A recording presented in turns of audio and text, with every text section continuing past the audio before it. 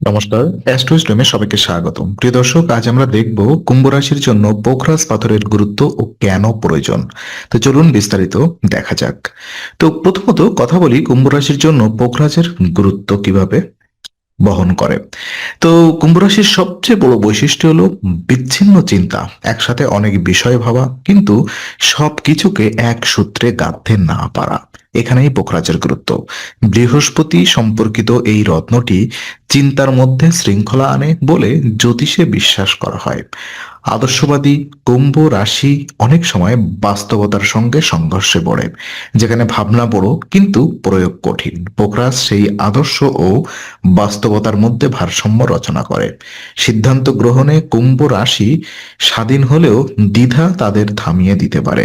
পোখরাজকে বলা হয় সিদ্ধান্ত, স্থিরতা ও স্বচ্ছতা বৃদ্ধির প্রতীক। এটি মনকে অতিরিক্ত বিশ্লেষণ থেকে বের করে এনে পরিষ্কার দৃষ্টিভঙ্গি দেয়। এই কারণেই কুম্ভ রাশির জন্য পোখরাজ শুধুই একটি রত্ন নয়, বরং চিন্তা, আদর্শ ও বাস্তব জীবনের মধ্যে সেতুবন্ধন। তো যারা পোখরাজ পাথরটি নিতে চান, অবশ্যই আমি ভিডিওর সাথে অ্যাটাচ করে দিব আমাদের ট্রাস্টেড সেলারের কন্ট্যাক্ট। আপনি অন ক্লিকে ওখান থেকে বা পোখরাজ পাথরটি নিতে পারেন। একদম 100% অথেন্টিক, 100% রিয়েল প্রোডাক্ট আপনি ওখানে পাবেন এবং সার্টিফাইড প্রোডাক্ট। আমি আমার সকল ক্লায়েন্টদের প্রোডাক্টগুলো আমি ওখান থেকে রিসোর্স করি। আপনি চাইলেও আপনার নিকটবর্তী কোনো ট্রাস্টেড সেলারের কাছ থেকেও নিতে পারেন, কোনো ফিজিক্যাল স্টোর থেকে নিতে পারেন, কোনো সমস্যা নেই। জাস্ট আপনাকে একটা জিনিস এনশিওর করতে হবে, প্রোডাক্টটা যেন রিয়েল হয়। ওকে। তো কেন পোখরাজ প্রয়োজন? অ্যাকচুয়ালি কুম্ভ রাশির মানসিক জগৎ খুবই সক্রিয়।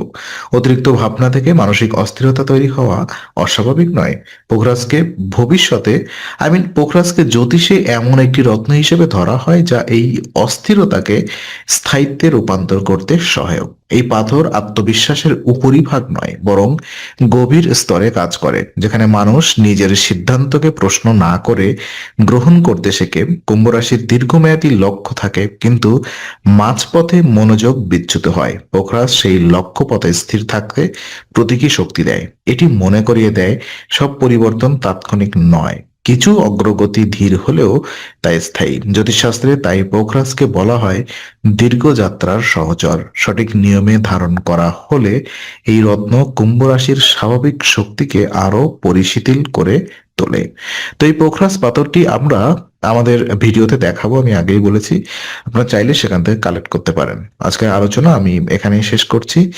ভালো লেগে থাকলে লাইক, কমেন্ট এবং শেয়ার করুন, এবং যারা পোখরাজ পাথর নিচ্ছেন তারা অবশ্যই কমেন্ট করবেন কিভাবে এটা পড়তে হবে। আপনার জন্মতিথি লগ্ন অনুসারে এর ব্যবহার বিধি আলাদা আলাদা হতে পারে। তো অবশ্যই আপনার জন্মতিথি লগ্ন আমাকে কমেন্ট বক্সে কমেন্ট করবেন। আমি অবশ্যই আপনাদেরকে এর ব্যবহার বিধি ওখানেই বলে দিব রিপ্লাই করে। ওকে। তো আজকে আলোচনা আমরা এখানেই শেষ করছি। আশা করি ভিডিওটি ভালো লেগেছে এবং লাইক, কমেন্ট, শেয়ার করার জন্য অনুরোধ করছি। এবং অবশ্যই কমেন্ট করবেন, আর এমন ভিডিও পেতে সাবস্ক্রাইব করুন। আবার দেখা হবে, ততক্ষণ ভালো থাকুন, শান্তিতে থাকুন। নমস্কার।